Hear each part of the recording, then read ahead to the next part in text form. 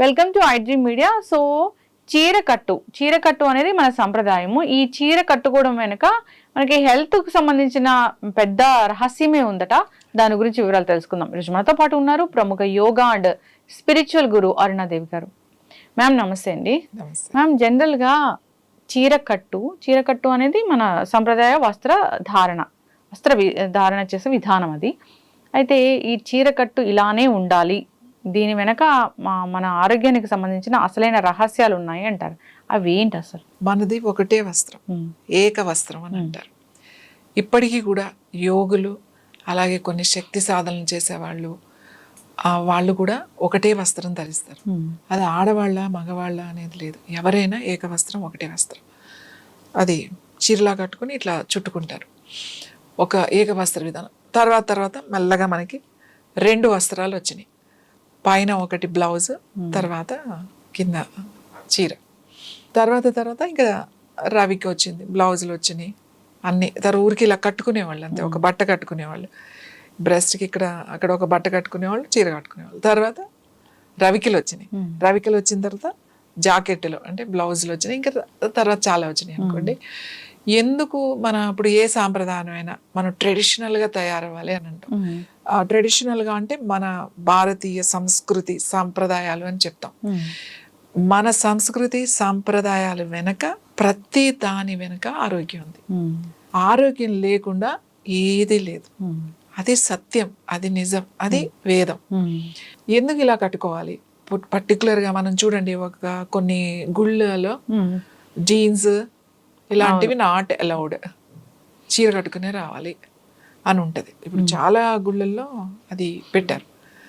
ఎందుకు అంత రిస్ట్రిక్షన్స్? ఇప్పుడు ఆ మోడర్న్ వాళ్ళందరూ ఏం అడుగుతారంటే, ఏమవుతుంది, మేము ఫుల్గా బట్టలు వేసుకున్నాం కదా, మేము బట్టలు వేసుకుని జీన్స్ అయితే ఏముంది, టీ షర్ట్ అనేది, మేమేం అసభ్యకరంగా వస్త్రధారణ లేదు కదా, ఇంత ఫుల్గా బట్టలు వేసుకుంటున్నప్పుడు ఎందుకు గుడిలోకి ఎలా చేయరు? ఎందుకంటే ముఖ్యంగా చీర నావెల్ కిందకు ఉండాలి ఆడవాళ్ళకి, అంటే బొడ్డు కిందకి.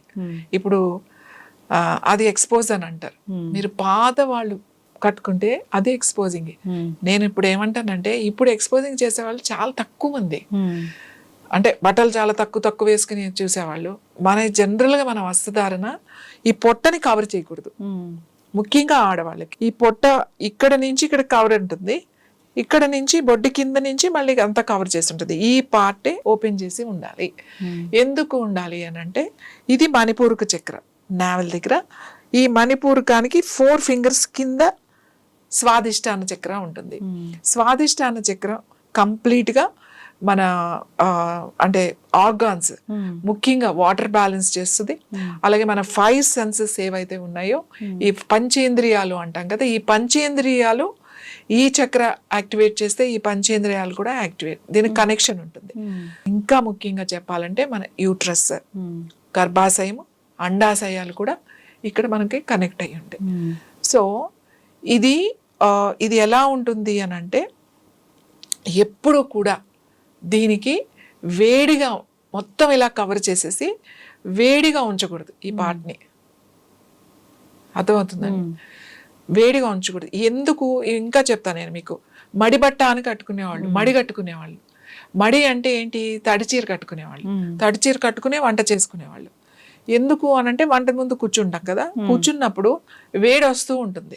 ఆ వేడి వచ్చినప్పుడు దీనికి డైరెక్ట్గా మనం స్టవ్ మీద కూర్చుని వంట చేస్తూ ఉంటాం, నుంచున్నా కూడా వంట చేసినప్పుడు ఆ హీట్ మనకు వెళ్తుంది. కాబట్టి తడిబట్ట కట్టుకుని వంట చేసేవాళ్ళు అనమాట. ఎందుకంటే లేడీస్కి ఇలాంటి ఇష్యూస్, ఓవరీస్కి కానీ, గర్భాశయానికి కానీ, అండాశయాలకు కానీ, పీరియడ్స్, ఇర్రెగ్యులర్ పీరియడ్స్ ఇట్లాంటివి రాకుండా ఉండడానికి అలా వచ్చింది. ఇది ఓపెన్ ఉండాలి, ఈ చక్ర ఎప్పుడు కూడా ఓపెన్ ఉండాలి. అందుకే బొడ్డు కిందకు ఉంటుంది అనమాట. ఈ నావెల్ ఓపెన్ ఉండాలి. ఇది మణిపూరక చక్ర అని అంటాం. ఎగ్జాక్ట్గా ఈ నావెల్ మనకి చాలా చాలా ఇంపార్టెంట్. ఒక సృష్టి జరగడానికి ముఖ్య కారణము గర్భాశయం. ఈ గర్భాశయానికి ఎప్పుడూ కూడా ఎక్స్పోజ్ అవుతూ ఉండాలన్నమాట. ఆ ఎనర్జీ మనకి, ఆ చక్రాస్ ఎనర్జీని ఎప్పుడు అబ్జార్బ్ చేస్తూ ఉండాలి. అందుకే మనకి లంగా ఓని వేసుకున్న, చీర కట్టినా కూడా ఈ రెండే ఉన్నాయి మనకి, లంగా ఓని ఇప్పుడు ఈ పంజాబీ డ్రెస్లని చూడీదార్స్ అవన్నీ మనకి నార్త్ అక్కడి నుంచి వేరే దగ్గర నుంచి వచ్చినాయి, ఇవి మనకి లేవు ఇవి. అయితే ఈ నావెల్ ఓపెన్ చేసి ఉండాలి, అది ఒక రీజన్.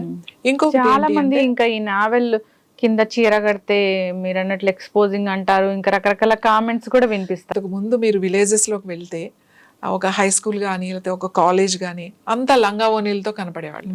మనకి పిల్లలు మెచ్యూర్ అయ్యే వరకు లాంగ్ స్కర్ట్ అంటే లంగాలు అనేవాళ్ళు, పరికినీలు అనేవాళ్ళు, దాని మీద లాంగ్ బ్లౌజ్ ఉండేది.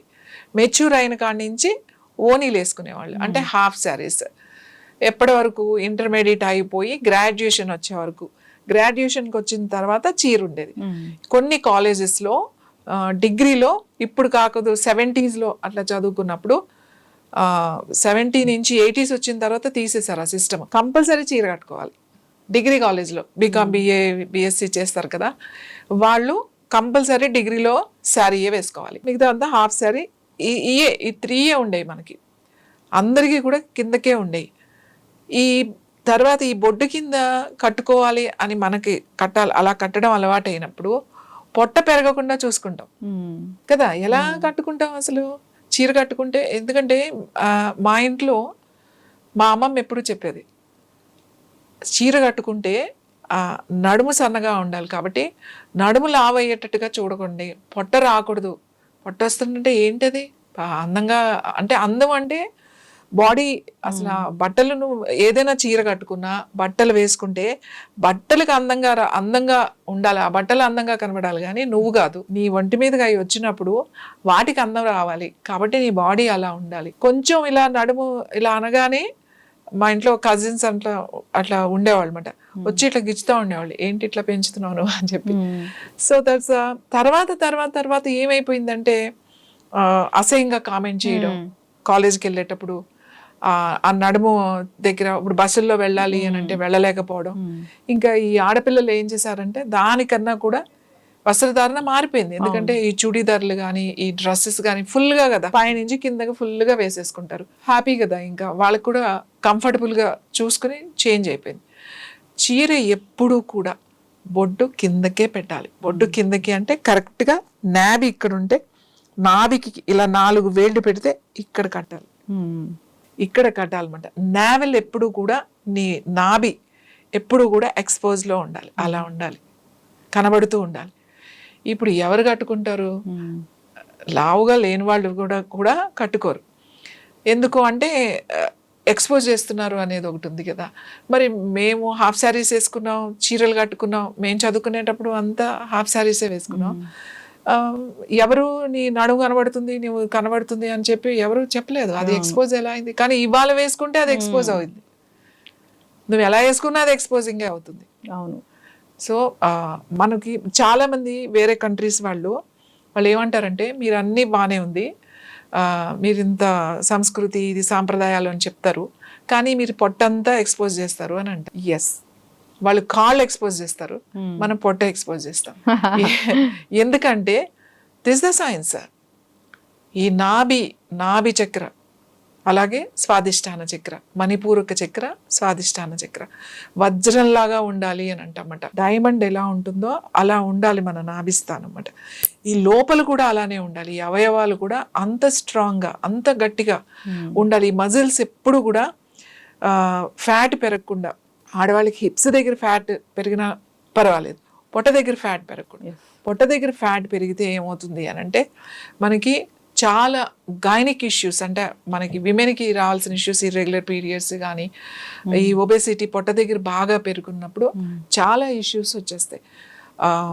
ఓవరీస్, తర్వాత ఎండోమెట్రియోసిస్ రావడము, లేకపోతే సిస్ట్లు, ఫైబ్రాయిడ్స్, ఇంకా ఈ ఇష్యూస్ అన్నీ వస్తాయి. పొట్ట ఎప్పుడు కూడా స్ట్రాంగ్గా ఉండాలి. అది మగవాళ్ళకైనా ఆడవాళ్ళకైనా కూడా డైజెస్టివ్ సిస్టమ్ కనుక స్ట్రాంగ్గా కనుకుంటే ఆల్ సిస్టమ్స్ అన్నీ స్ట్రాంగ్గా ఉంటాయి. మన వాళ్ళు మన సాంప్రదాయము అని ఎందుకు పెట్టారు, సాంప్రదాయం ఇది మన పద్ధతి అని అన్నారంటే దాని వెనక ఆరోగ్యం ఉంటుంది. ఏదైనా సరే కొన్ని మూర్ఖంగా చేసి కూర్చున్నారు కానీ అది వేరే విషయం. దీని వల్ల చీర వెనక ఇది ఎందుకంటే నేను వేరే బయట కంట్రీస్ వెళ్ళినప్పుడు చాలా మంది అడుగుతారు, మీకేం అనిపించదా ఇదంతా కనబడుతూ ఉంటది, మేమైతే ఇదంతా వేసుకుంటాము. నేను అడుగుతా ఉంటా, మీరు కూడా ఇదంతా ఇక్కడికిక్కడికే వేస్తారు కదా, మీరు ఓపెన్ చేస్తారు, బట్ ఇది ఎప్పుడు